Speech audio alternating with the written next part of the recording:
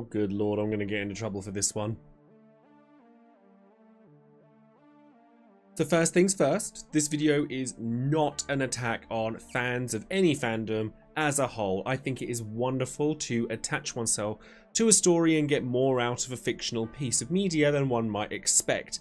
However, there's a pocket of the Final Fantasy VII fan base in particular that's become notorious over the years that certainly conjures up images made by Stephen King's Misery with Kathy Bates playing Annie Wilkes, and after taking a look at the most recent trailer for Final Fantasy VII Rebirth and news that was surrounding it, I came across a ridiculous amount of ire towards one image in particular that caused me to go down the rabbit hole and see why the FF7 shippers are considered to be dangerous.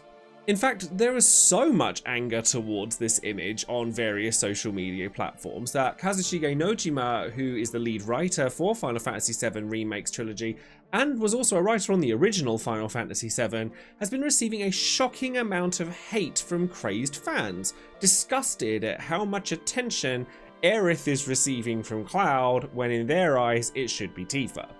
So to paint a picture, the Final Fantasy VII shipping debacle has gone back many years, with Clotty, which is Cloud x Tifa, and Clerith fans, which is Cloud x Aerith, obviously, were essentially at war with one another over which of the two pairings is canonical, with evidence from both sides suggesting one over the other.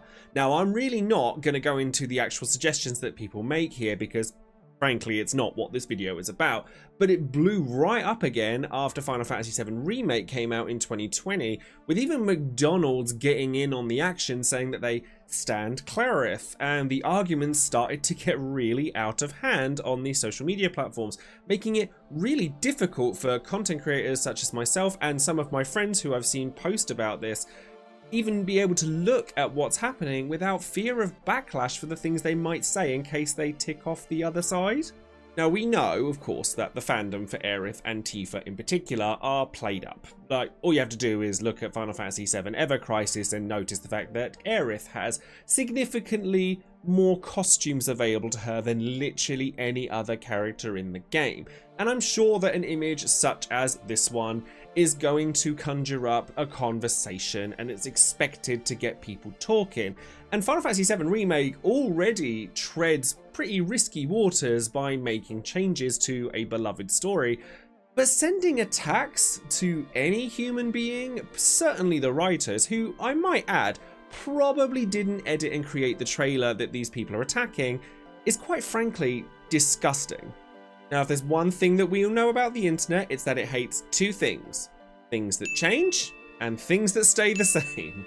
Now, the latter is very much felt by creative people, particularly writers and artists. The opportunity to revisit Final Fantasy VII must be amazingly exciting, but also really scary for the writers, the artists, and everything behind that story, because they're scared of having to revisit the same thing and not be able to express their creativity. So they've decided to take that direction into changing things up, and ultimately it is their decision what happens to that story, and they can write that story however they see fit.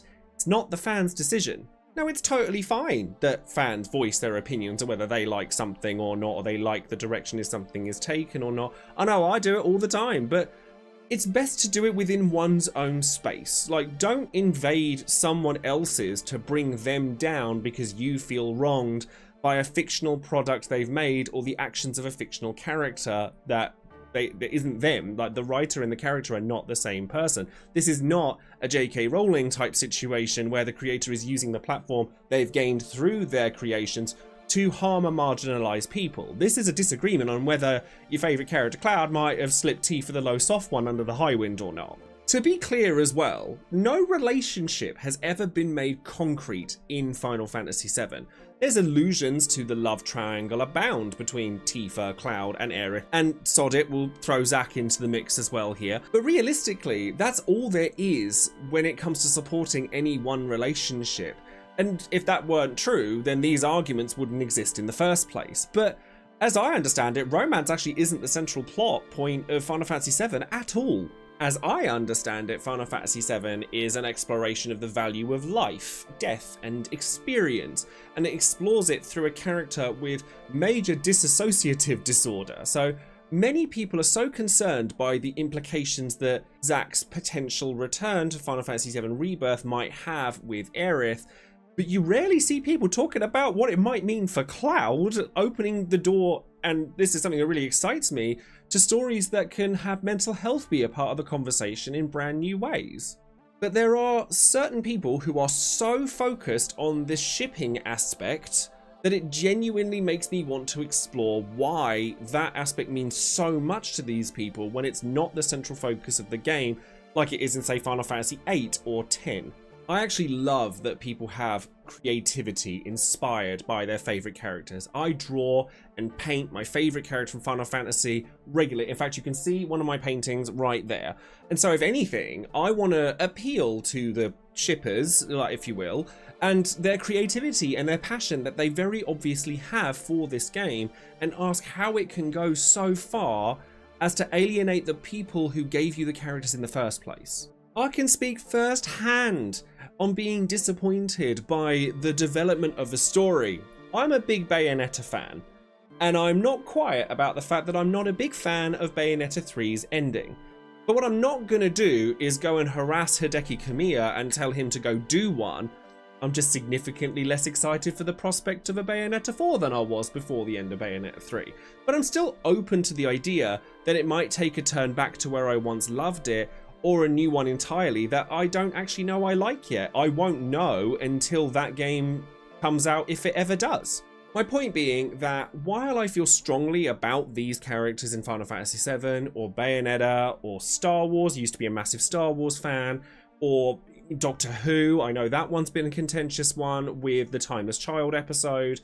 I'm aware though that I don't own these characters. They are not mine to change, which after looking into this shipping war thing, doesn't seem to be the case for certain people. So now I start going down the rabbit hole big time, and I start investigating parasocial relationships, which many people are aware of very well in the social media world in relation to those we follow online or those we see on videos, just like this one. But it very much extends to fictional characters as well. Now, something I found very interesting when doing this research was the idea of an A-leaf. So in philosophy and psychology, an A-leaf is an automatic or habitual belief-like attitude, particularly one that is in tension with a person's explicit beliefs. For example, if a person standing on a transparent balcony believes that they are safe, like you stand on this thing knowing that you are safe, but A-leave that you're in danger because you can see the floor underneath you, you could also be watching a sad movie or video game and you know that the characters aren't real or that they're fictional, but the A-leaf is what leads you to cry and have an emotional response to something if something bad happens to them. This is of course a positive trait most of the time, a sign that you carry empathy and are willing to let yourself go and really feel something in the story that you're taking in. I actually felt a little bit red, to be honest, as somebody who used to be able to do this really, really well, but almost started to lose it after experiencing both extremes of people who would take this too far and also people who would dismiss it as childish. Thanks for that, parents. If you've ever cried at a TV show or indeed a video game, you'll understand what I'm talking about here. On further research, in fact, people who have a tendency to deep dive into things, according to a study by the University of Mississippi, in their daily lives are more likely to experience this more fully with the fictitious things that they take in than those who take a more wide view, which is absolutely another example of a parasocial relationship because it's one-sided. There's no chance that Aerith or Tifa is going to come up to you and say, "Thanks for defending my relationship with my man," and it's even less likely with Cloud, like, have you seen Cloud? So then why does it happen? What are we getting out of this parasocial relationship with a fictitious character? So another study that I've read suggests that feelings of loneliness tie in with consuming media to reduce those feelings, and certainly after the pandemic and everything, this is going to have been exacerbated. So therefore we surround ourselves with our favourite characters and produce fan art and do fan fiction and stuff like that, and becoming therefore a lot more invested in those characters. Which is all very healthy, of course, but like everything, everything is best consumed in moderation and can be taken to an extreme.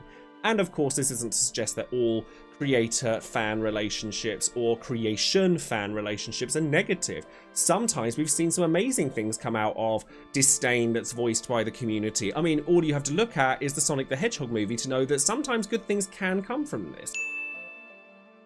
But certainly in the age of social media that we live in now, we live in a world where some fans of their favourite franchises, in this case Final Fantasy VII of course, will take matters into their own hands and write the stories written by others as they see fit, which is something we often see referred to as headcanon.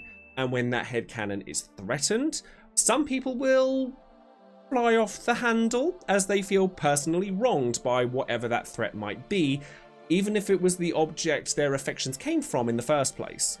Before recent events with Final Fantasy VII, the shippers pretty much only just attacked each other in your 4chans and your Reddits, etc. to justify their claims as to why their relationship, their headcanon, is the true canon, much to the ire of the rest of the Final Fantasy fandom, to be honest.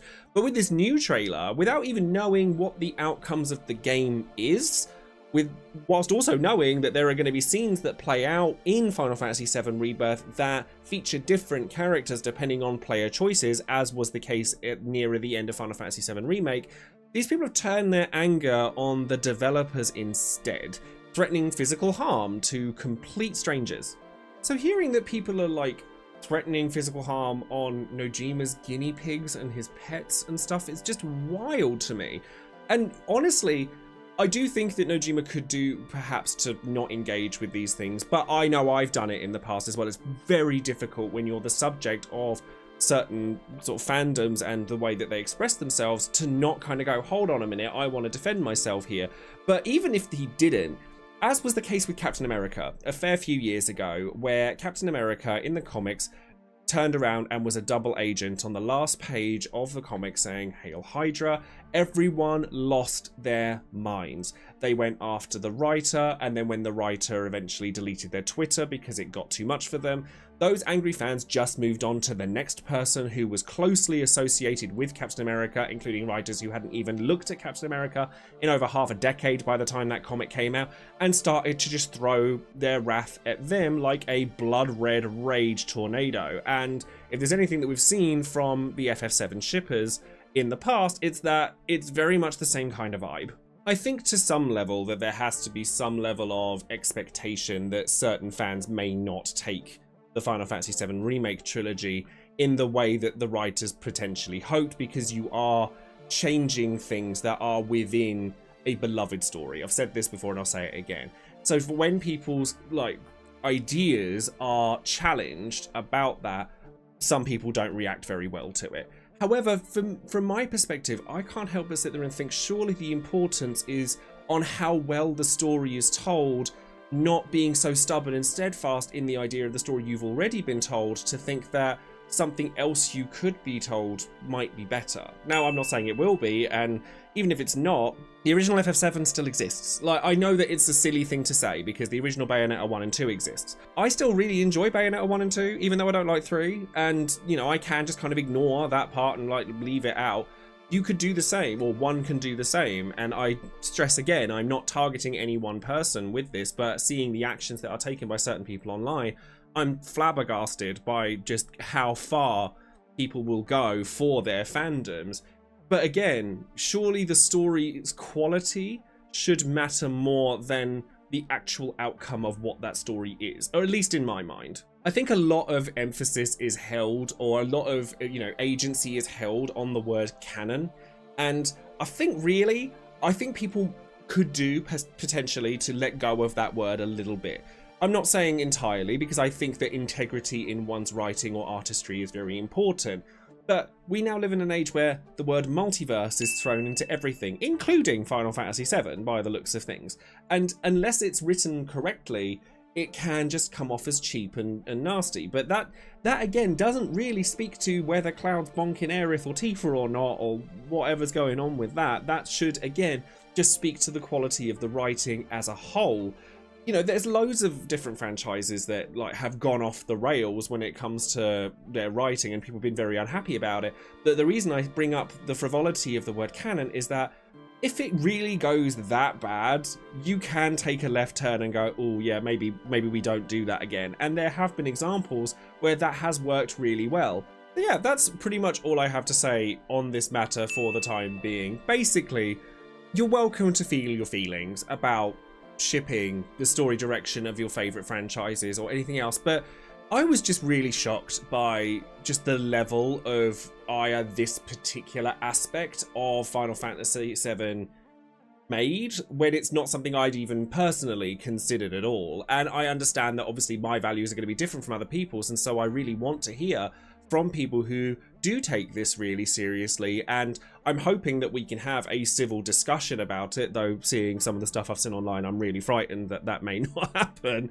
But I do think that it's a very interesting thing, and I want to see why people feel so strongly about it. So if this is something that you feel strongly about, or if you've encountered kind of what I've talked about in this video or other fandoms, then please do leave a comment below. And of course, if you don't know what you want to say and you've just enjoyed the video, definitely hit the thumbs up and subscribe to the channel, and leave a comment in the video that just says the word algorithm or Final Fantasy VII or something like that, because definitely does help the video along. And this is something I've definitely done a fair amount of research into, to the psychology of it all and the history of the FF7 shippers and things like that, and it was quite interesting to say the least. So thank you all very much for watching. As I said, don't forget to check out all of my social medias down in the description box below, and of course if you're interested in supporting the channel further, as have the lovely people on the screen here, perhaps you would like to consider joining in on my Patreon, where I have lots of art stuff that I'm doing and lots of video integrations that I'm hoping that you guys can all get involved in with the new year. So thank you all very much, and I hope you have a wonderful day. Take care everyone. Bye.